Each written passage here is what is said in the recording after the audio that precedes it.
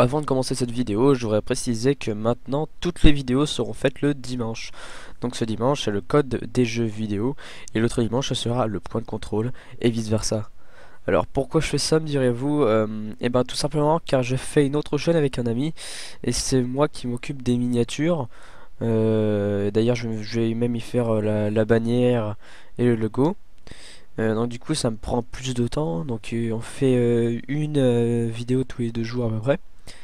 Et il y a aussi que j'aimerais bien profiter de mes vacances pour voir des amis et autres. Donc du coup voilà, donc c'est vrai que je vous aime bien, hein, mais je veux dire voilà, je vis pas non plus ma vie sur le PC.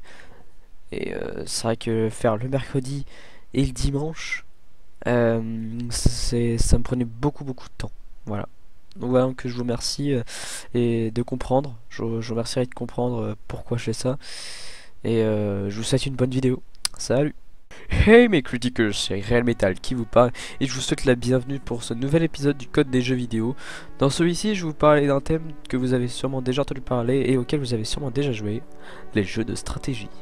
Quand on parle de jeux de stratégie, ça peut faire facilement peur et donc décourager certains, mais sachez que ce sont tout de même les meilleurs jeux avec les bacs à sable à éveiller vos sens imaginatifs et vos sens intellectuels.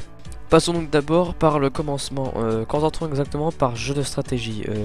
Un jeu de stratégie n'est pas forcément un jeu vidéo, il peut aussi être joué sur table.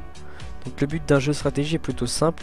En règle générale, il faut réaliser un objectif défini par le créateur du jeu, par la mise en place et la planification d'une réflexion plus ou moins stratégique et plus ou moins complexe.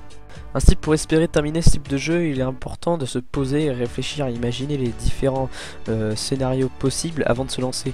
Contrairement aux jeux à la mode de type Call of Duty, pour ne citer que lui, le jeu ne cherche pas à tester nos réflexes, mais à mettre à mal nos sens tactiques et stratégiques. Alors il existe plusieurs degrés entre guillemets de jeu de stratégie, puisque selon le jeu que vous jouez, certains peuvent vous donner du fil à retordre et vous poser problème, tels que The Talos Principe, un jeu excellent que je vous conseille de jouer au moins une fois. Vous verrez, la difficulté n'est pas des moindres. Il y a aussi les jeux à degré médium tels que Perspective, un jeu de réflexion plus mais qui domine de sa stratégie pour avancer, donc un jeu très bien pensé. Oui, sachant que j'y ai joué, j'avais fait une vidéo dessus d'ailleurs sur mon ancienne chaîne. Et c'est dommage que j'ai plus la vidéo, comme ça j'aurais pu vous montrer des extraits. Dommage. Bon, après il y a toujours les jeux à degré primaire, hein, repassons dessus du coup. Donc ceux-ci, on peut dire ça comme ça, sont les jeux plus destinés aux enfants et à leur éveil entre guillemets. Je vous disais donc qu'un jeu de stratégie ne se jouait pas forcément que sur un écran mais aussi sur table, puisque un jeu que vous avez forcément joué comme Chronicard, Histoire de France, Carcassonne ou encore Bout à Bout, ouais, bon, sûrement pas en fait, mais il y en a plein de génial, hein. Cherchez par vous-même et vous verrez, les jeux de stratégie, ils en manquent pas. Bref résumé, du coup les jeux de stratégie sont très importants car ça vous permet vraiment de tester tous nos sens, c'est-à-dire nos sens intellectuels, je parle bien sûr, imaginatifs, même les bacs à sable tels que Minecraft vous permet d'augmenter ces sens là. Car oui, en faisant des constructions comme ça, vous augmentez vos imaginations et donc du coup ça vous permet d'avoir une meilleure imagination. Par exemple, vous pourrez même écrire des livres. Après, pour trouver des sujets, c'est moins facile. C'est moins facile, c'est moins difficile, pardon.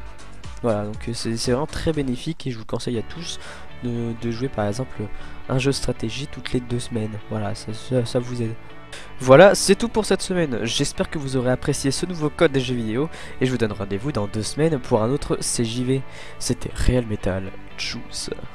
Nota bene, un ami à moi cherche un collaborateur de préférence belge pour les déplacements si besoin, pour faire des vidéos SFM, donc source filmmaker sur n'importe quel thème de jeu, donc Team Fortress, Garry's Mod, il m'avait dit quoi aussi, Five Nights at Freddy's. Donc pour le contacter, envoyez-lui un message sur Twitter, son lien est dans la description, et aussi sur la vidéo. Voilà, allez, salut.